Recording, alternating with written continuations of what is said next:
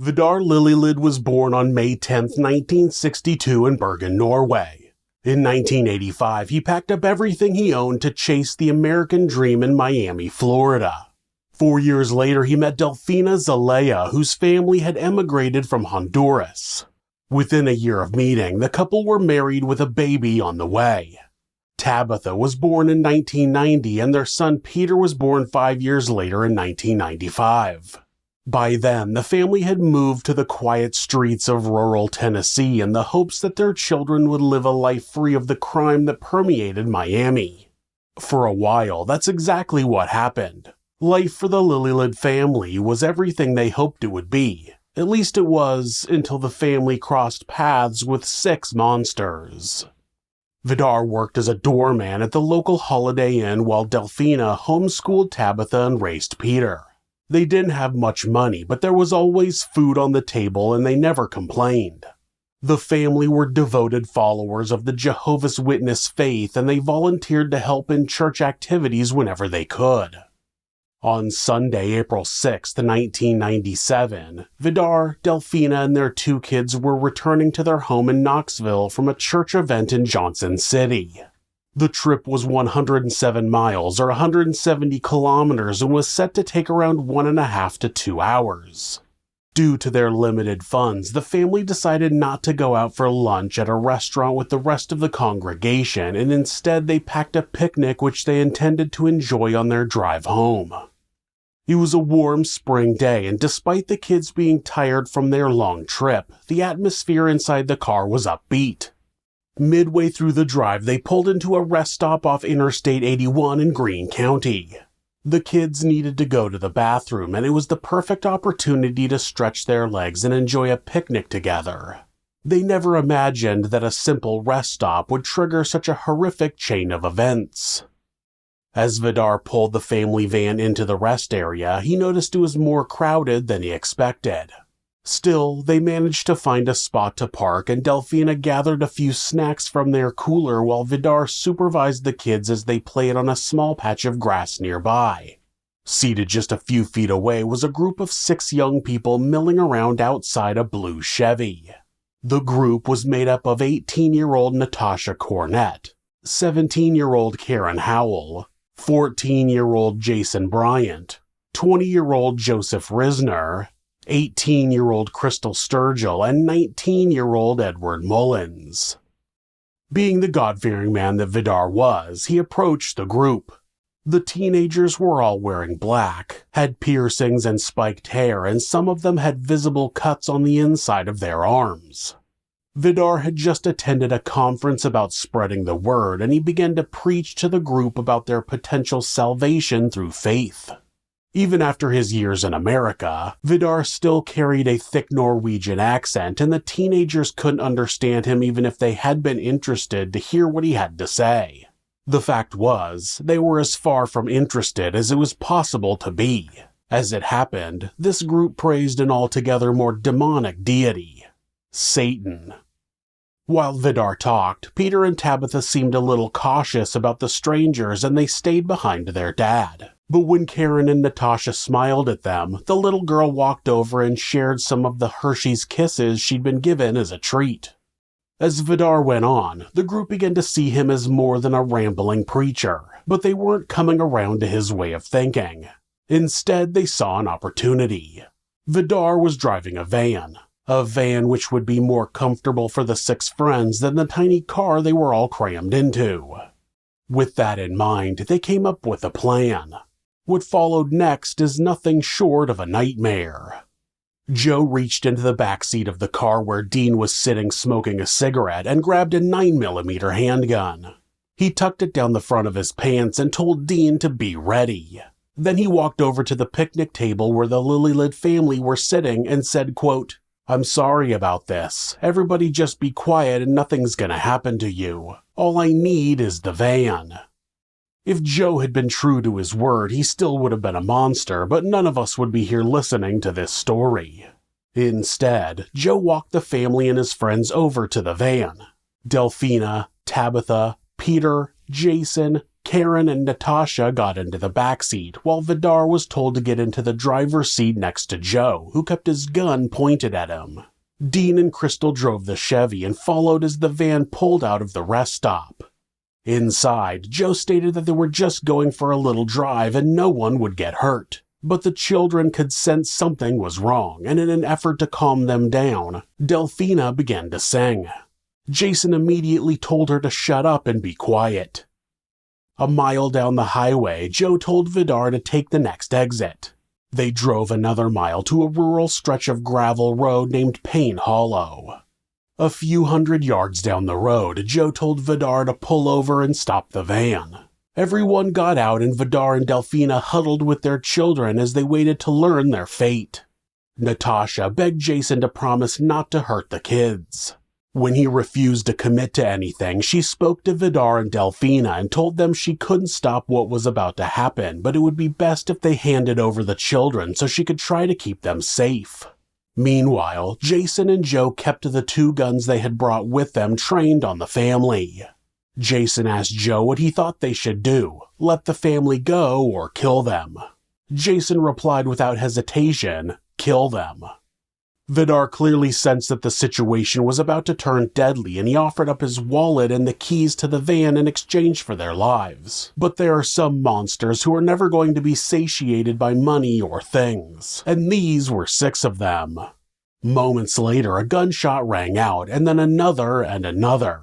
One by one, the 4 members of the Lillelid family fell to the ground. This is Monsters.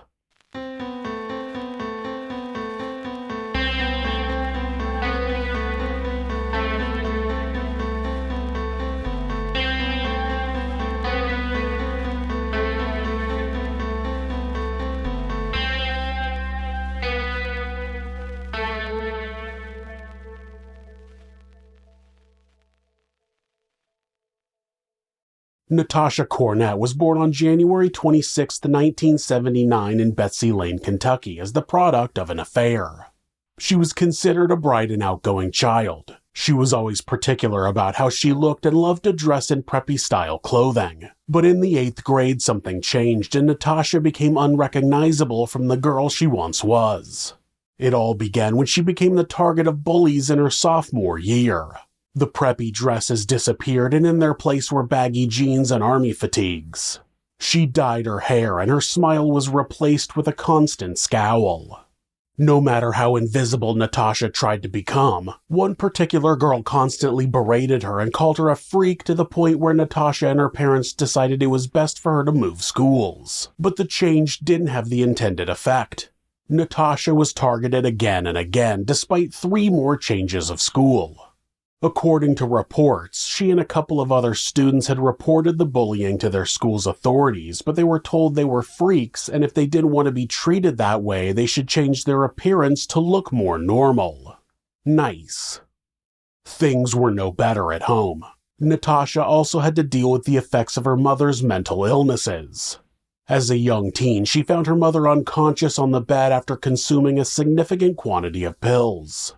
Natasha was a child and she didn't understand what she was seeing, so rather than get into trouble for waking her mother from a nap, but knowing that something was wrong, she curled up on the ground by her bedroom door and waited for her mother to wake up. Like many teenage girls, Natasha was constantly at war with her mother and they would have regular screaming matches. In an attempt to escape from her life, Natasha turned to alcohol and illegal drugs including heroin, ecstasy, and cocaine. At age 14, she was arrested for forgery and sentenced to 1 year of probation. The psychological effects of the bullying, drug use, and unstable home environment cannot be understated. While it doesn't excuse Natasha's future actions, it does go some way to explain how she came to be so troubled and hateful. The bullying and ostracizing from her peers also explains why she was drawn towards others who felt the same way. Several classmates from Betsy Lane High School would later comment that Natasha had a unique way of uplifting those who were experiencing similar treatment to her. She made them feel better about themselves and like it was the bullies who were the problem, not their targets. It's tragic to consider that there was so much potential for Natasha if she had received the support and intervention she desperately needed. Instead, she found camaraderie with individuals who shared her sense of isolation, which only fueled her hatred. By 1993, her parents had become fearful of Natasha's violent mood swings, and they believed she had the potential to harm herself or them. She already had an extensive history of using a sharp object on herself, throwing objects at her parents, hitting walls, and being argumentative, so they decided to have her committed to the Charter Ridge Behavioral Center in Lexington, Kentucky. During her admission assessment, Natasha was diagnosed with bipolar, and her notes stated she was dangerously disturbed.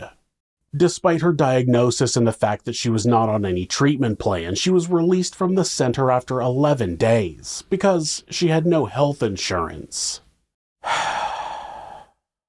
2 years later, at the age of 18, she participated in the murder of an entire family. Karen Howell was born on September 25, 1979 in Delaware, Ohio. Her parents separated when she was 9 years old, but not before several years of her watching incredibly violent fights between them. After the divorce, she lived with her mother, who was deeply religious and dished out violent punishments whenever one of her children transgressed. Karen bore the brunt of her mother's wrath, and she was repeatedly told she was possessed by the devil. She was made to stand on the Bible for hours on end in hopes that she would be cleansed of her resident demon. Karen had an IQ of 79, which is considered below average. She also alleged that she was sexually abused between the ages of 5 and 10 by a family member. She was extremely resistant to rules and would often run away. By the age of 13, Karen was doing acts that would be harmful to herself, and by 14, her mother had enough and sent her to live with her father. That was right around the time she was introduced to alcohol and drugs, including LSD. As a result of her dysfunctional home life, Karen was a quiet and withdrawn child. Like many children raised in abusive homes, she always seemed like she was on edge and waiting to be told off. That made it hard for her to form relationships with her peers, except when it came to fellow troubled souls like Natasha. The pair were immediately drawn to each other's shared experiences of rejection and their understanding of emotional pain. But where Natasha had violent mood swings, Karen was more likely to experience hallucinations and hear voices. She regularly heard a man telling her what to do and saw hallucinations of snakes, spirits, and demons. In time, Natasha and Karen began to dabble in the occult and the paranormal. They would gather around a Ouija board with a group of fellow outsiders and attempt to channel a connection to the other side. In time, their dabbling turned darker, and they saw deeper and more intense experiences. At first, they were just curious, but there was always an underlying desire to rebel against societal norms. But then their explorations took on a more serious tone, and Natasha and Karen began delving into rituals that they believed would grant them special powers or insights, including drinking each other's blood. In time, even that wasn't enough, and they pursued a bloodlust of a different kind. Joseph Risner was born on October 13, 1976 in Hazard, Kentucky. Like Karen and Natasha, his childhood was marked by instability and dysfunction. He had never met his father, as his mother left the relationship when she was 2 months pregnant. He was raised predominantly by his mother and stepfather. His stepfather would later testify that he believed in his kids getting a good education and a solid job to support themselves. But that didn't quite line up with what Joe told the court when he revealed that he was just 10 years old when he tried drugs for the first time. That wasn't as the result of him stealing it or being given a taste by an older friend. His own mother testified that she gave him marijuana at 10 years old because she wanted to see how he would react to it just in case he became paranoid. Right. At the same time, his stepfather was struggling to make ends meet with his regular job, so he picked up a solid second job to support the family, by dealing meth. Unsurprisingly, the more money he made dealing drugs, the more drugs he used himself. Before long, he had transformed into a violent and aggressive man who took his anger out on his wife and stepchildren. The relationship ended shortly after. Within a few years of that first smoke, Joe was using alcohol and LSD regularly. He was also involved in sexual relationships with two of his babysitters despite being 12 years old. In the 10th grade, he started attending Betsy Lane High School, which is where he met Natasha and Karen. With all the instability that Joe was experiencing at home, it's a little surprised that he too was drawn to Natasha's growing circle of troubled friends. After high school in 1995, he enlisted in the United States Army, but was discharged after testing positive for marijuana. When he returned home, he jumped right back in with Natasha's group. Joe was known as a quiet and gentle guy, so much so that the girls often referred to him endearingly as their sister, but his future actions were anything but gentle. Edward Dean Mullins was born on January 26, 1978 in Harold, Kentucky and went by Dean. He held a unique position in the group as Natasha's boyfriend. Unlike the others, he was also the only teenager with a stable background in home life. His parents were working professionals and he had a job at a grocery store until he achieved his GED. Friends would later say everything about Dean changed when he met Natasha and not for the better. Jason Bryant was born on July 18, 1982 in Hellier, Kentucky. Of all the members of the six, he was the one with the most troubled background. By all accounts, it appears Jason pretty much raised himself after his mother abandoned him at the age of 2 and his father took up a career of drinking. At 14, he had an IQ of 85 and the emotional and social skills of an 11-year-old. His alcohol and drug use reportedly started as early as age 3 when it was given to him by his father. He was known as a problematic child and had several run-ins with law enforcement. Initially, he got in trouble for petty theft, but over time his violence escalated and he was involved in fights, including one where an elderly man was nearly killed. Classmates would later say that Jason was the kind of guy who gave them a bad feeling in their stomach when they were around him. At school, he was removed from classes for acting out, and he was required to attend school counseling sessions in an effort to help him adjust his behavior and control his emotions. When he met Natasha at school, he finally found a place where his violent nature was not only accepted, it was encouraged. Crystal Sturgill was born on March 13, 1979, also in Harold, Kentucky. Like many of the teens in the group, she had no relationship with her father and was raised predominantly by her mother and stepfather. She was considered a slightly above-average student, but her grades declined in high school when she started using drugs and alcohol. Despite being suspended from school several times, she graduated and applied for admission to several colleges. She also worked at the Betsy Lane Elementary School daycare, where she was considered a kind and considerate caregiver. In December of 1996, Crystal alleged that her father had been sexually abusing her and she moved in with her aunt. Between December of 1996 and the murders in April of 1997, she lived in at least 13 different homes. There's no doubt that being part of the group provided an intoxicating and addictive sense of belonging to each of the teens. When they were apart, their behavior was troublesome but somewhat manageable. Together, they were a volatile mix. Each encouraged and fueled the other's darkest impulses and a sense of invincibility, and that dangerous dynamic only magnified their contempt of the world around them. When they met, they would drink and party and have sex with each other, but in time that wasn't enough to give them the high they were looking for, and they turned to ever more violent and destructive behaviors to feel something. On Friday, April 4, 1997, the group drove to the Collie Motel in Pikeville, Kentucky. Once inside, they got straight into their favorite pastime of drinking, doing drugs, and having sex with each other. Then they took it a step further. The women wanted to try a satanic ritual, which involved tying the men down, cutting them until they were bleeding, and then drinking their blood. Once that was done, the women would take turns having intercourse with the men. The ritual was consensual, and the group collectively believed the ceremony would bring them closer together. Early the next morning, the motel owners asked the group to leave after noticing they were disturbing other guests and vandalizing the room. The owners later found that the group had attempted to burn the number 666 into the carpet and that the television was missing. After leaving the motel, the teens drove back home, but something about that night had apparently changed the dynamic of the group. One of the mothers would later say they, quote, did something that unleashed a powerful demon spirit on them. When Natasha made it home, her mother immediately noticed something was wrong. Her daughter's friends were with her, but they were even quieter than their usual brooding selves. She overheard Karen say, quote, the time is coming. She didn't think much of the comment until later when she realized the time Karen was referring to was the time to kill. That afternoon, the group decided they were done with their lives in Pikeville. Together they piled into Joe's mother's blue Chevy Cavalier and began the long drive to New Orleans.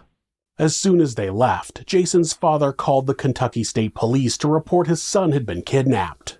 He believed Jason had gone with the group against his will and that he would come to harm if he stayed with them.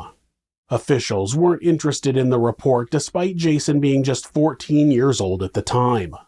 Jason's uncle also called Kentucky authorities and the State Patrol of neighboring Virginia to report the same thing. He made sure to mention that his nephew was on probation and that there was at least one weapon in the vehicle. Karen had stolen a gun from her father that morning.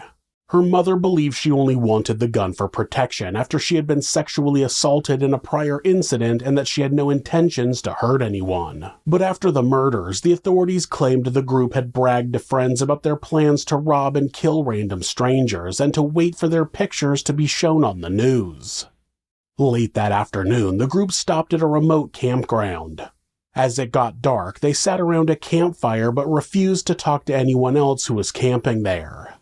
In the early hours of Sunday morning, they broke into a local home and stole a semi-automatic weapon which would be stashed in the back of the car.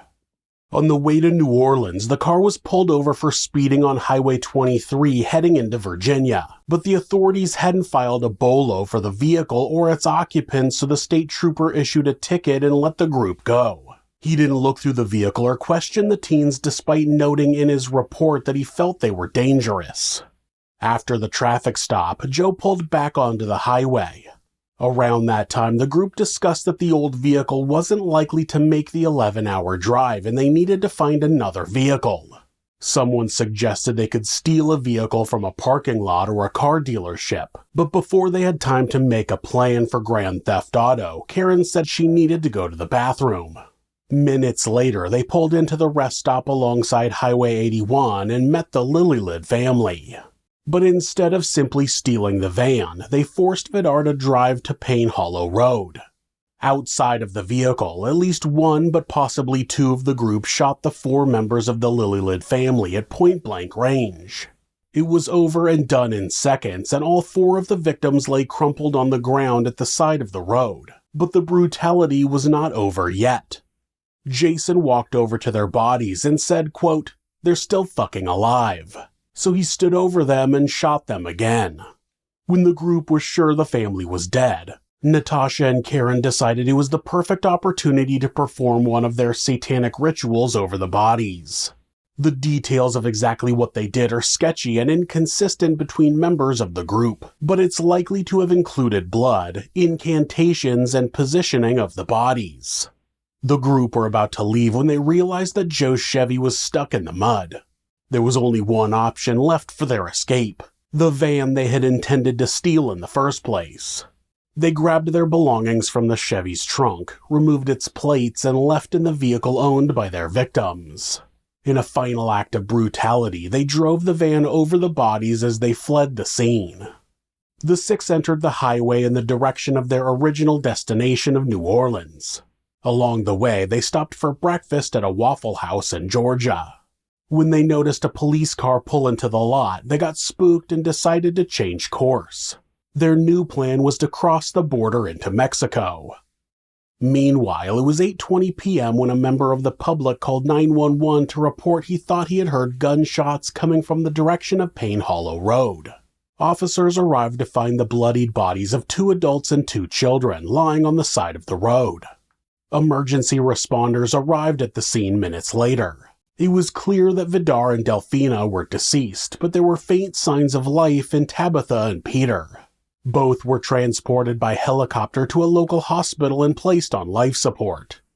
Back at the scene, investigators were attempting to piece together not only what circumstances had led to the Lillelid family being shot, but also who was responsible. They started with the only vehicle at the scene.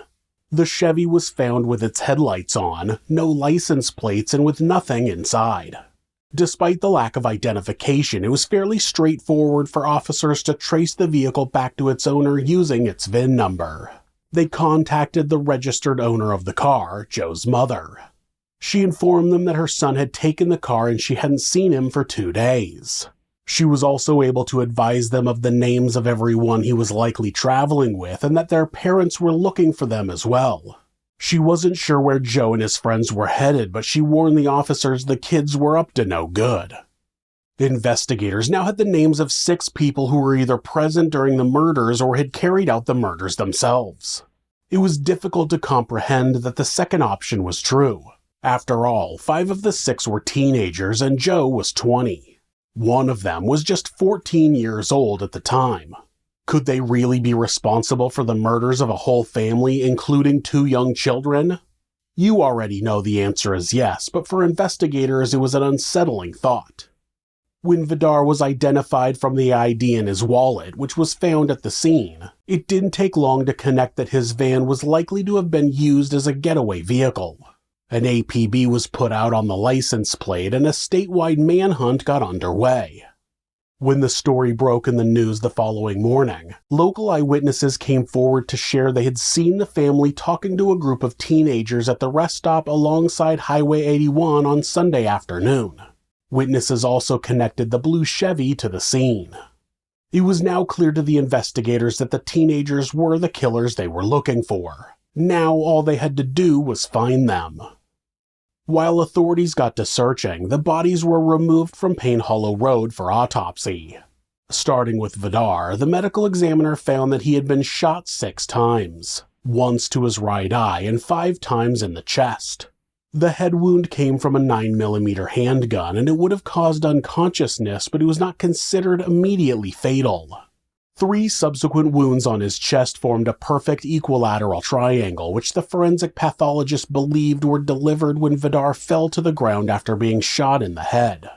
Another wound lower down on Vidar's chest was determined to have come from a .25 caliber weapon, and below that was another 9mm wound. He also had abrasions on his forearm and to the back of his legs, likely from being dragged on the ground or run over. Delphina had been shot 8 times. The first hit her in the left arm and the second shattered her left femur. Both shots were not fatal, but would have been extremely painful and she would have been unable to stand. Once on the ground, she was shot 6 more times. 3 bullets were recovered from her abdomen, and while the triangle shape wasn't as perfect as Vidar's, the medical examiner believes that was the shooter's intention. Those bullets ruptured her pancreas, spleen, a kidney, and an adrenal gland. The final 9mm bullet entered just above her belly button and was found lodged in her spine. There was also a .25 caliber gunshot wound under her armpit and another in her liver. It was believed she could have been conscious for as long as 25 minutes after being shot. 6-year-old Tabitha received a single gunshot wound to the head. Despite showing signs of life at the scene, the injury had caused immediate brain death. 1 day after the shooting, her uncle gave permission for several of her organs to be donated. Her heart, liver, gallbladder, kidneys, pancreas, spleen, and adrenal glands were transplanted into various recipients to give them a shot at the life which was stolen from her. Her life support was turned off and she was pronounced dead the day after her parents. Against all odds, and 2 bullet wounds, Peter miraculously survived the massacre of his family. 1 shot entered behind his ear and exited through his eye, and the second entered his back and exited through his chest. He required several rounds of resuscitation due to the damage the second bullet had caused to his lung. His eye was removed 11 days after the shooting, and he was discharged from the hospital after 17 days. He underwent extensive rehabilitation in the months and years after the murders. It was 2 days after the murders when the teens arrived at the border to Mexico. They were stopped and asked for identification, but they had no passports and most had no ID given they had never planned to leave the country. Due to a computer glitch, they managed to make it through the US side, but they were turned around by the Mexican authorities and forced to return. Because they had been rejected, they were required to undergo an additional security check by border agents, which included a search of the van. In a strange coincidence, the license plate checking software present at the border hadn't been working for the entire day, which is how the group managed to make it into Mexico in the first place. But the minute the van stopped at the checkpoint on its return, the computer came back online. When the border agent typed in the license plate, he was notified that the occupants were wanted in relation to a series of homicides in Greene County, Tennessee. All 6 killers were immediately detained and transported to Arizona for processing. Inside the van, officers found a knife and personal items belonging to the Lillelid family. There was Delphina's purse, Tabitha's doll, and Peter's car seat. Crystal was found in possession of keys to the family's home, and Karen had a keychain from Tabitha's bag. Natasha had a picture of Tabitha, which had been taken from Vidar's wallet. Written on the back of it was, quote, "Tabitha Lillelid, summer 1995, my favorite girl." It was clear that the items were trophies the killer kept to remind them of what they had done. The occupants of the vehicle had several visible injuries. Jason had a superficial gunshot wound and a bandage around his hand, while Natasha had 20 cuts on her right arm and 50 on her left. In her wallet, they found bloody razor blades indicating the cuts were not inflicted by someone else. They were also traveling with copies of The Book of Black Magic and The Complete Book of Magic and Witchcraft. All 6 members of the group were charged with first-degree murder, felony murder, kidnapping, attempted first-degree murder, and robbery. Given the brutality of the crime, it was a capital murder case, and the DA announced that he would be seeking the death penalty against the 4 adult defendants. Jason and Karen were under 18, so they were not eligible to be sentenced to death. The public outcry against the killers was swift and aggressive. Members of the public hung 6 nooses from a gallows erected outside a Knoxville convenience store. When word got out that 4 of the 6 killers were being transferred from Arizona to Greenville, a crowd of protesters gathered outside the courthouse chanting an incantation of their own, quote, "Burn in hell, murderers." The other 2 members of the group had petitioned against extradition, but they eventually dropped their appeals. The murder trial for the Lillelid 6 was shaping up to be one of the most complex of its era. 4 of the defendants were adults and each had 2 attorneys assigned to them. The 2 juveniles had 1 attorney each, making a total of 10 lawyers representing the accused.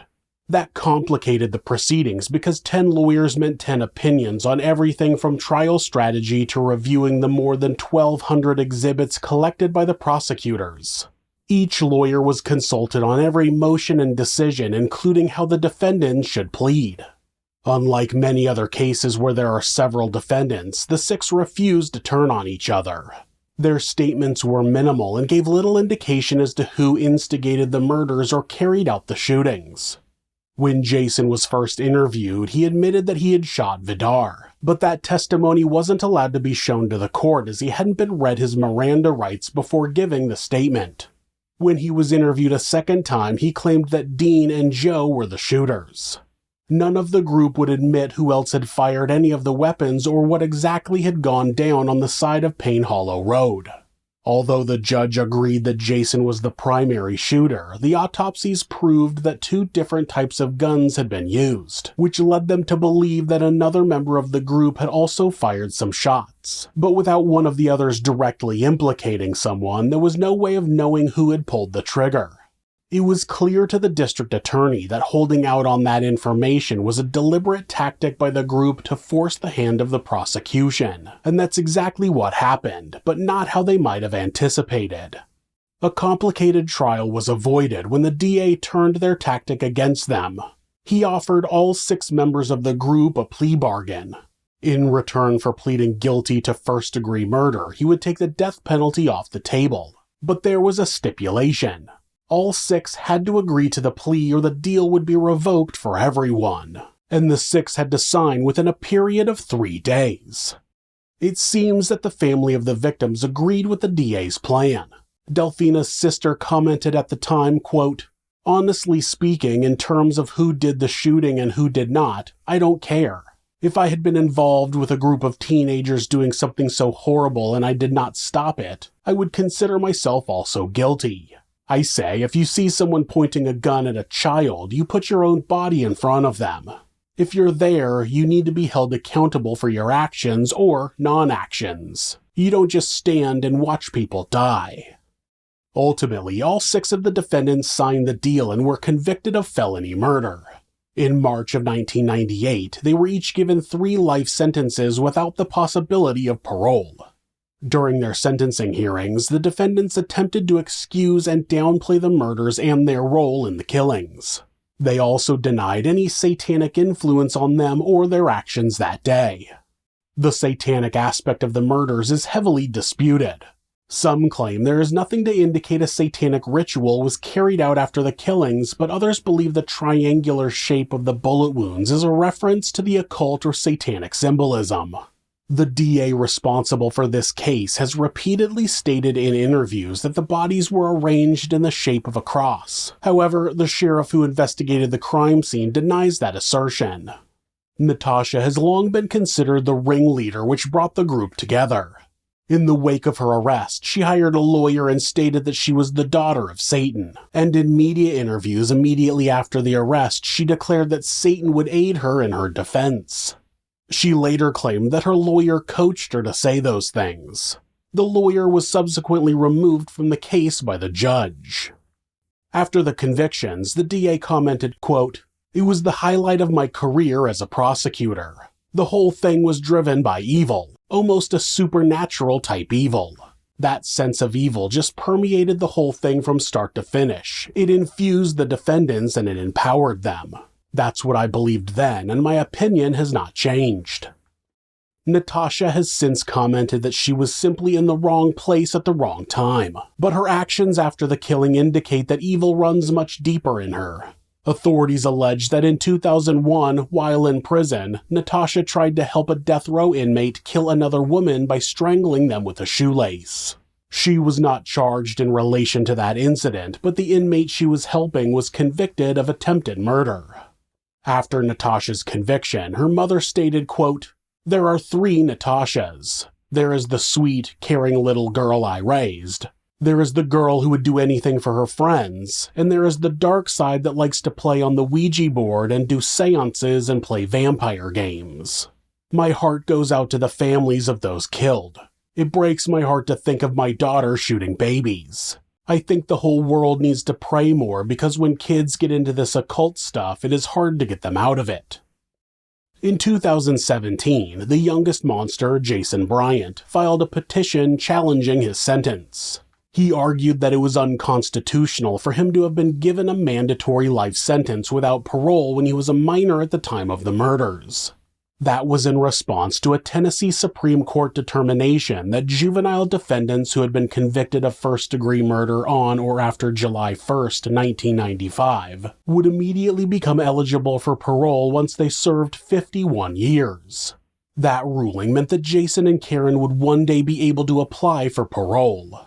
In the statement his lawyer made on his behalf, they claimed there was no evidence to prove Jason was the shooter at all. Their view is that the co-defendant blamed the shooting on him because he was the youngest in the group and therefore the least likely to get into serious trouble. They also claimed that one of the 6 threatened to kill Jason if he did not take responsibility for the killings. During that interaction, Jason was allegedly shot in the hand, which they claimed explains the injury to his hand when he was arrested. There were further claims that Jason was coerced into signing the plea deal which only benefited his co-defendants. Because he was only 14 at the time of the killings, he would never have been sentenced to the death penalty and therefore had nothing to gain from signing the deal. The year before Jason filed his appeal, Karen had made a similar claim, and they both got the same answer. Their sentences of life without parole were appropriate.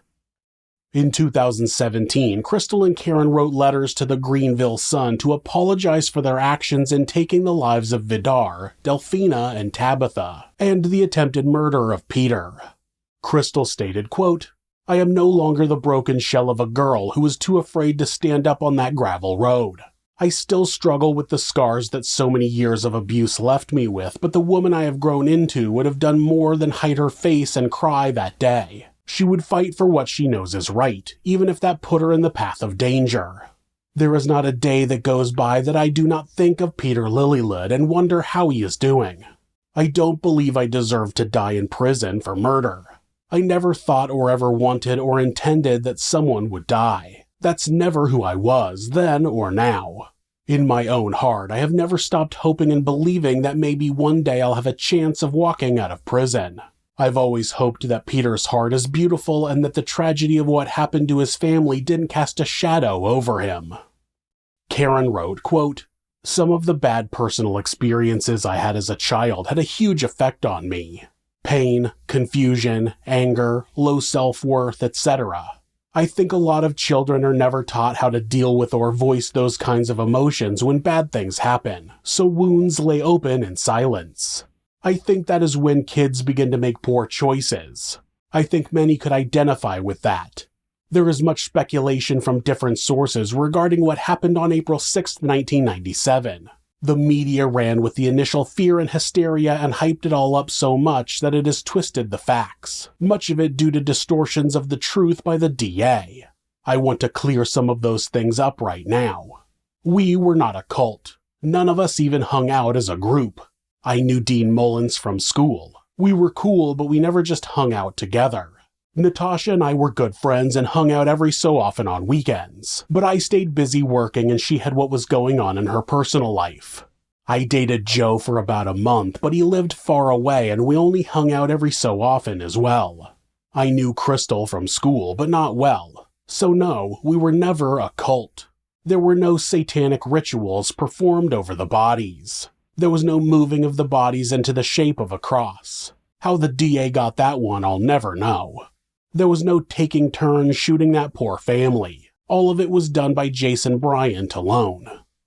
The letters went on with more detail about the events surrounding the murders, but also that they felt pressured into signing the plea deal. From their perspective, they didn't pull the trigger, so they shouldn't have been considered murderers. Karen was 17 at the time and therefore considered a minor. Like Jason, she would not have been eligible for the death penalty had she rejected the deal and gone to trial. The benefit of accepting the plea bargain only applied to those over 18 who would have otherwise been facing the death penalty. This doesn't come as a shock. These monsters don't understand that not firing the gun doesn't absolve them of being murderers. That's what felony murder is. If a group of people are committing a felony and someone dies during the commission of that separate crime, everyone who was taking part in the original felony is liable for that murder. They were committing felony robbery when the Lillelid family was shot, so all 6 of them committed murder, and all 6 of them deserve to be in cages. As for the only survivor of the killings, after Peter was discharged from the hospital, his grandmother on his mother's side and his aunt on his father's side initiated a custody battle over who should raise the toddler. His aunt claimed that he should be raised in Sweden in a way which followed the teachings of Jehovah's Witnesses. On July 1st, 1997, she was successful in her bid for custody and he was taken to Sweden. He has permanent neurological damage from the bullet that entered his back and ongoing challenges with walking. Despite those challenges, Peter completed his education and works in the IT field. In 2019, he returned to live in the United States and he married his partner in 2020. This case begs the eternal question, are monsters born or made? And in this case, it seems to be both.